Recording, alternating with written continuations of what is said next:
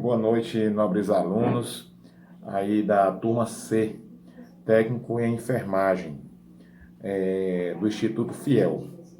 Aqui é o professor Gustavo Borborema, tá? Professor da disciplina Anatomia Humana, aqui desse curso.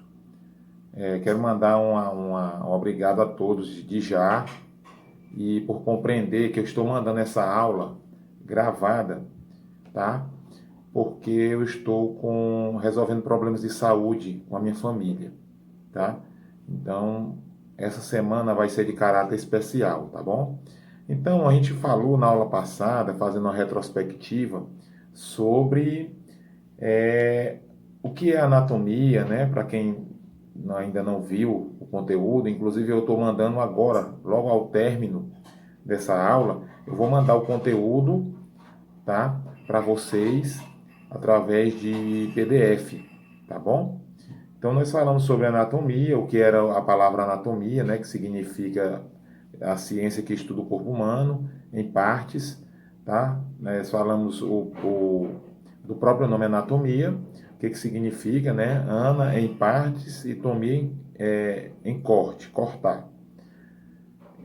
Falamos sobre anormalidade, monstruosidade, a diferença. Tá? Nós falamos sobre a posição anatômica, quando é que a pessoa se encontra em uma posição anatômica. Eu fiz até um feedback com os alunos e os alunos responderam esse feedback. Muito bem, por sinal. Nós trabalhamos os planos, né? Que são os planos sagital ou medial, que quando corta o corpo ao meio, que divide em direito e esquerdo. Quando se corta em plano transversal, se divide o corpo em superior e inferior. E quando se corta no plano frontal ou coronal, que se divide em anterior e posterior o corpo humano. Tá? Aí também nós falamos sobre algumas posições do corpo, como o que é um decúbito dorsal, quando você está com a parte anterior do corpo, que é as costas, voltada para o leito. Decúbito ventral, quando você está com a parte posterior, que é a frente, voltada para o leito. Nós temos o decúbito lateral direito, quando o lado lateral direito está para o leito, e o decúbito lateral esquerdo, quando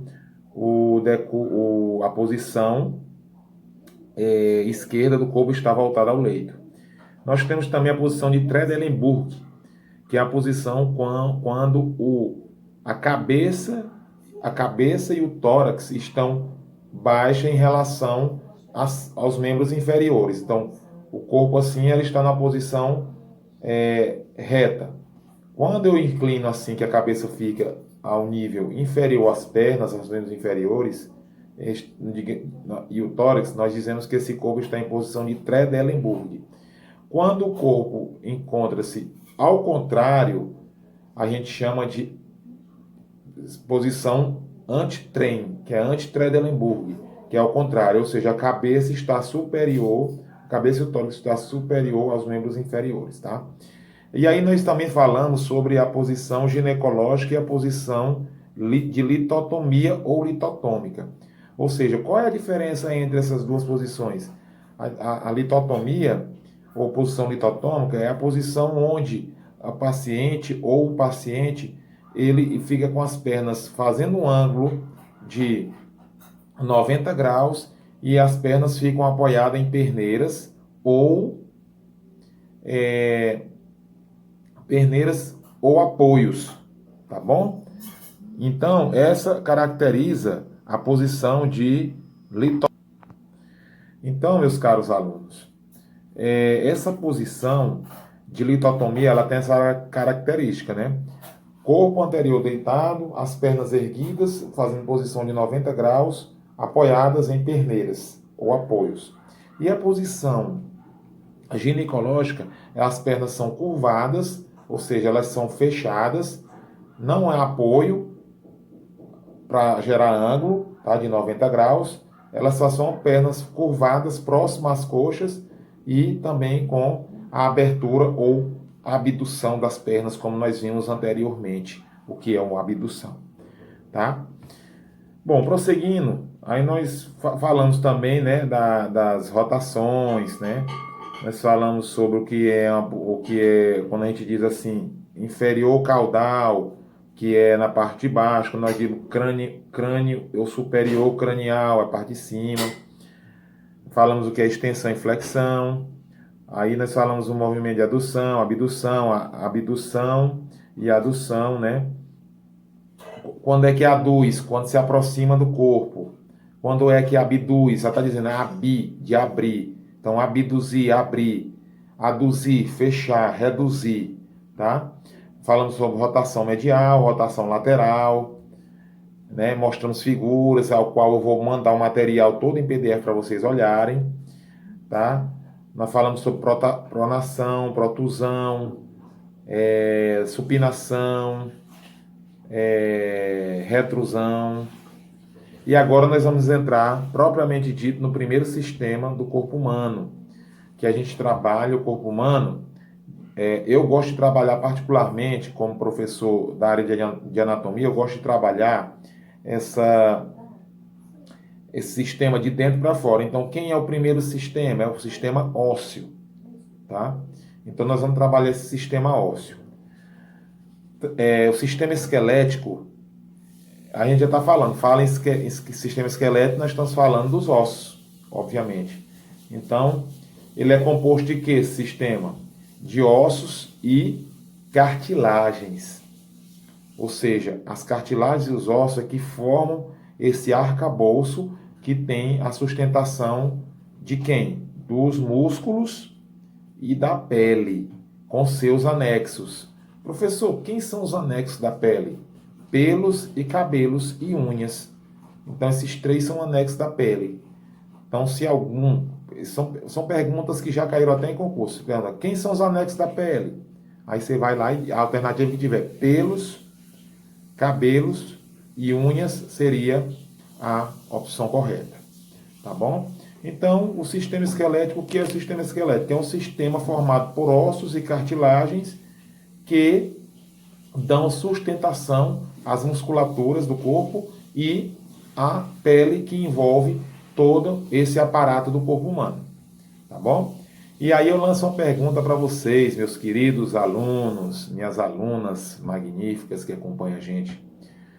Eu queria que vocês me falassem quantos ossos constitui o corpo humano adulto. Uma pergunta boa, né? A gente fala tanto em osso, né? Isso aí são assuntos até que vêm lá da 7ª série, ou seja, do 6º ano hoje, né?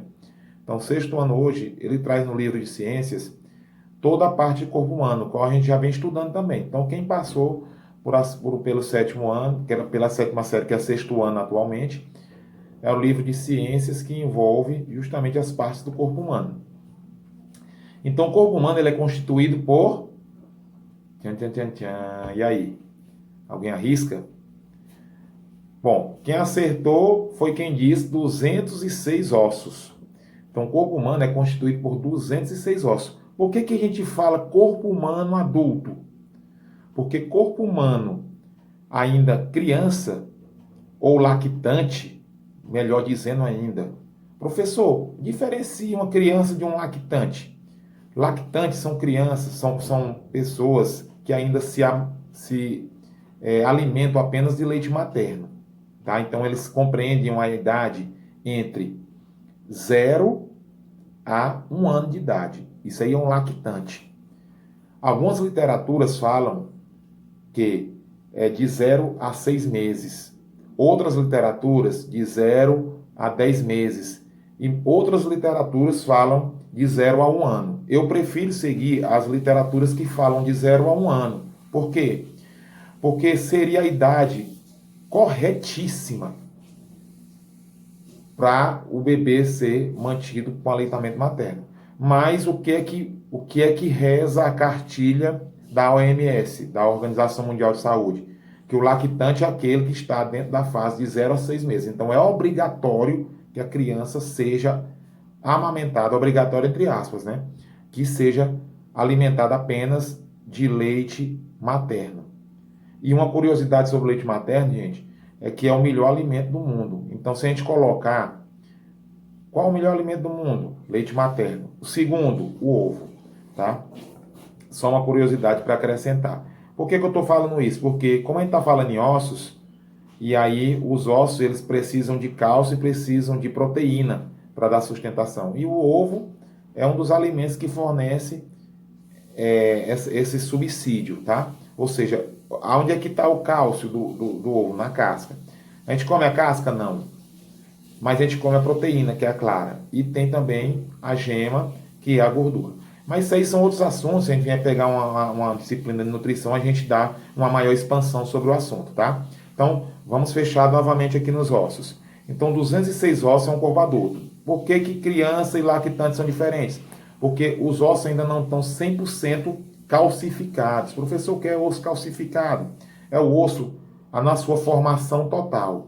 Ou seja, o osso, quando ele está totalmente calcificado, a gente se diz que é um osso que está na sua formação completa. Então, em crianças e lactantes, eles não estão completos ainda. Tá? Então, há uma grande porcentagem de cartilagem que ainda vão se fundir. O que é fundir? Se unir. Ou seja, o professor deu um exemplo disso. Os ossos do crânio. Acho que todo mundo já ouviu falar que a criança ela tem a moleira aberta, né? Que o pessoal fala, moleira. Mas ali nada mais é do que os ossos do assoalho craniano. Ou seja, os ossos que estão fechando a calota craniana. Porque é por isso que o bebê ele passa na cavidade vaginal em partos normais, porque a cabeça dele fecha, porque é cartilagem. Tá? Se fosse calcificada, não teria nenhuma chance de passar pelo canal vaginal. Então, por isso que a gente não fala que bebês e lactantes, eles têm 206 ossos. Ele pode ter uma variação de 209 a 210 ossos. Por quê? Porque as cartilagens ainda estão em formação para fechar a calota craniana, por exemplo. Tá? Que a gente vai falar de que ela é formada, que são ossos que formam ela. Tá? Então, essa moleira que a gente fala, que é um orifício que tem aqui, que muita gente ainda tem até um afundamento ainda, que a gente chama abaulamento, tá? Numa linguagem mais científica, é justamente a união da calota craniana, na qual a gente mais à frente vai falar o nome desses ossos que formam essa calota. Ok, gente? Então, 206 ossos, alternativa correta de formação, de quantidade de ossos de um corpo adulto, ok? Bom, prosseguindo, nós temos aqui uma divisão desses 206 ossos. Aí eu posso dizer, professor, pois vamos calcular esses 206 ossos, se realmente eles formam esse complexo do arcabouço humano, tá? Então, na cabeça, nós vamos encontrar 22 ossos, tá? No pescoço, nós vamos encontrar 8 ossos. Olha o tanto de osso, né? Quem imaginaria que só no pescoço ia ter 8 ossos, né? No tórax, que é essa parte que compreende entre o pescoço e o abdômen, são encontrados 37 ossos, tá? E o abdômen, que é localizado entre o tórax e a cintura pélvica, que é a bacia que muita gente chama, tá? São encontrados 7 ossos, tá? Então, gente, fica fácil dizer assim, ainda tem suas subdivisões, tá? Nós temos mais divisões desses ossos, ao qual a gente vai falando ao longo do tempo. Mas é importante a gente ter isso aí como parâmetro, tá bom? Nós vamos fazer agora a soma desses ossos. Se eu falei que na cabeça tem 22 ossos, como é essa divisão, professor? Então, só o crânio possui 8 e a face possui 14. Olha só. Então, aqui possui 8, tá? Na cabeça possui 8 no crânio e na face nós possuímos 14. No pescoço eu falei que nós tínhamos 8.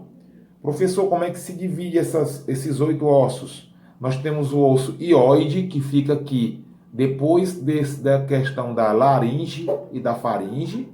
E nós temos 7 vértebras que compreende a cervical, que é popularmente o pescoço. Na linguagem científica, nós chamamos coluna cervical, tá bom? Não se preocupe não, que quem não entender, você pode estar lançando perguntas lá no grupo, tá, professor? Eu queria que você falasse mais sobre um pouco sobre os ossos da coluna. Professor, eu queria que você falasse mais um pouco sobre os ossos do crânio. Não se preocupem, eu estou aqui só para responder vocês posteriormente. Se eu estiver indo muito rápido, vocês podem fazer suas anotações e ir me perguntando ao longo do dia, ao longo do tempo, que eu vou estar respondendo com o maior prazer, porque eu amo estudar o corpo humano. Eu gosto demais de estudar o corpo humano, tá, gente? Então, vai ser um prazer responder às indagações de vocês. Bom, continuando. Eu falei que no tórax temos 37 ossos. Como é que se divide esses ossos, professor? Como é que eles se alojam dentro dessa numeração de 37? Então, nós temos costelas 24, tá? Nós temos 12 vértebras. Aí vem o segundo nome da coluna. O primeiro nome da coluna chama-se cervical. A segunda parte da coluna chama-se coluna torácica.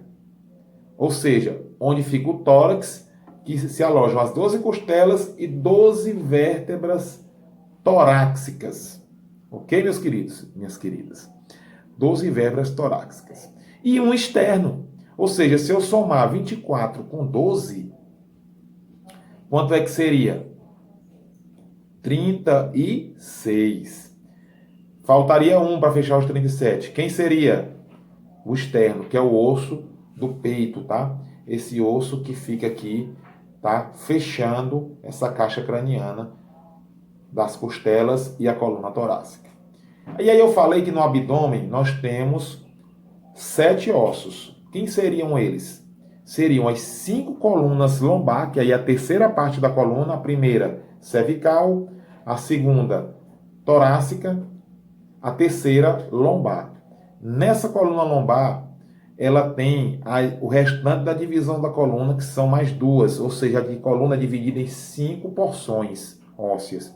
A primeira seria a cervical, com 7 ossos, a segunda seria a torácica, com 12 ossos, a terceira seria a lombar, com mais 5 ossos. Aí nós temos a sacral e nós temos o cóccix, que fica na região do abdômen. Então, nós somando as 5 vértebras cervicais, as 5 vértebras lombares e os 2 ossos do sacro e do cóccix, nós estamos fechando os 7 ossos do abdômen. Não se preocupe que mais na frente nós vamos dividir a coluna direitinho, nós vamos dividir as costelas, que elas têm as suas porções e suas literaturas, que são seus nomes, para a gente fazer essa salada mista de ossos, né? Nós fazermos esse cozidão, como eu gosto de dizer assim, brincando com meus alunos. Quando a gente fala em osso, a gente fala em cozidão, né? Só brincando para quebrar o gelo, tá bom, gente? Então, é isso aí, tá? Cabeça, 22 ossos para fechar. O pescoço, 8 ossos. Tórax, 37 ossos. E abdômen, 7 ossos. Valeu? Vamos lá. Bom, gente, prosseguindo, nós temos as funções desse esqueleto. Então, nós falamos na primeira divisão e agora nós vamos falar na função desse esqueleto. Nós temos inúmeras funções, ou seja, quais são as funções importantes desse esqueleto? A primeira é sustentação. Ela vai dar sustentabilidade ao que eu falei. Ou seja, se nós não tivéssemos o arcabouço ósseo, essa estrutura óssea, nós seríamos pessoas que andariam murchas, igual borracha no chão. Por quê? Porque nós iríamos ser constituídos só de músculo, órgãos e pele e seus anexos, que são unha, pelo e cabelo. Então nós seríamos essa estrutura. Então o osso, primeira função do osso, sustentação, formação do corpo, ele dá essa formação no nosso corpo. Eu queria que você desse um pouquinho de água, professor, minha assistente aqui, ela vai pegar aqui essa minha filha, nota 10 aqui, viu? É, porque eu estou falando muito e eu não trouxe minha água. Traz uma aguinha pro professor. Obrigado. Bom, gente, e aí nós temos a segunda função do osso. Quais são a segunda função do esqueleto, na verdade, da estrutura óssea? Proteção. Professor, me diga como é que os ossos, ele protege o corpo.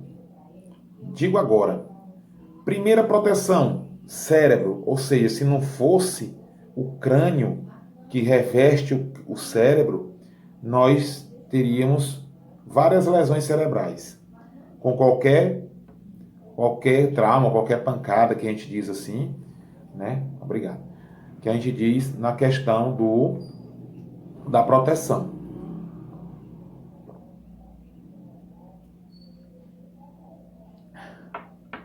Bom, qual é a outra proteção, professor? Nós teríamos a medula espinhal, ou seja, ela é protegida. Ela tem essa armadura que eu costumo dizer. Quem é a armadura da medula espinhal? É a coluna vertebral. Então ela protege a medula espinhal.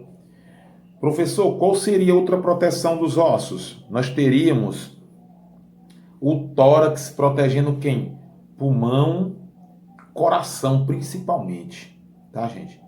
Então, por isso nós chamamos caixa torácica. Por quê? Porque é uma caixa que protege, tá? Ela protege esses órgãos vitais, que é coração e pulmão. Qual é outra função?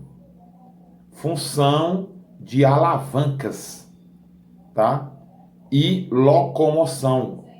Ou seja, se eu não tivesse sistema de alavancas, eu não me movimentaria, não lançaria objetos, eu não faria movimentos. Então, a outra função, a terceira função, seria sistema de alavancas. A quarta função seria a produção de células sanguíneas. Olha só, gente, o quanto os ossos são importantes. Quem já pensou aí, quem não sabia, vai saber agora, que os ossos, eles são carreadores importantes de produção de células sanguíneas. Através de quem? Da medula óssea.